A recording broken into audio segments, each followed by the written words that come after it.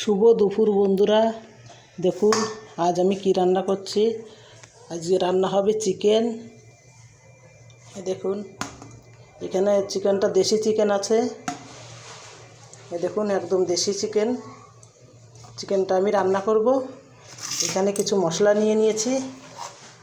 দেখুন এখানে আছে একটা বড় সাইজের টমেটো, পেঁয়াজ কুচি, আদা বাটা, রসুন বাটা আর কাঁচা লঙ্কা বাটা। আর এখানে আছে জিরে আর ধনে বাটা আর গরম মশলা বাটা। আর এখানে আমি একটা ছোট্ট সাইজের একটা আলু কেটে নিয়েছি। আর এটা দেখুন বন্ধু, এটা হলো বোনাস। এটা মুরগির পেটে ছিল, ডিম হয়েছে মুরগির মধ্যে। এখন আমি এটাকে রান্না করব। কি করে করব আপনারা সঙ্গে থাকেন বন্ধুরা। এখানে আমি কড়াইতে তেল দিয়ে দিয়েছি আলুটা ভাজার জন্য। তেলের মধ্যে 1 চিমটি হলুদ দিয়ে দেবো। এখানে একটা আলু নিয়ে নিয়েছি, ভেজে নেব। আলু ভাজা হতে হতে এদিকে আমি মাংসটাকে ম্যারিনেট করে নেব। বন্ধুরা এখানে আমি মাংসটা ভালো করে ম্যারিনেট করে নিয়েছি। আর আমার আলুটাও ভাজা হয়ে গেছে। এখন আমি মাংসটাকে রান্না বসিয়ে দেবো। দেখুন কড়াইতে আমি তেল দিয়ে দিয়েছি।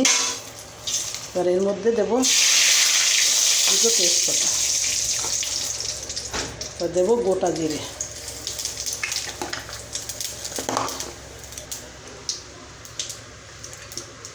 এখন দেবো কুচানো পেঁয়াজ।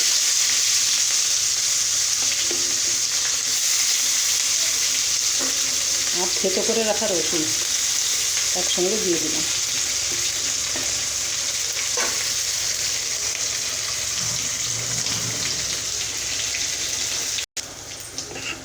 দিয়ে দিলাম এবার এর মধ্যে একটা টমেটো।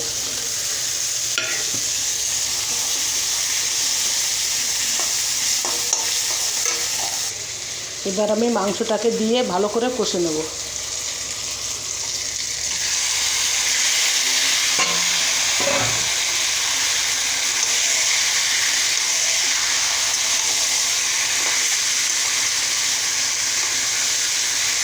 এবার আমি ঢেকে দিয়ে আস্তে আস্তে এটাকে কষতে থাকবো।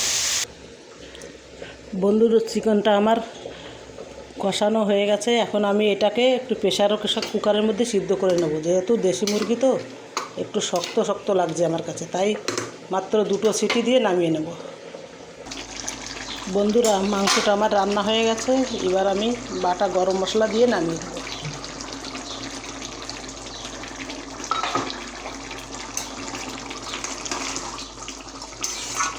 এবার আমি মাংসটাকে নামিয়ে দেব।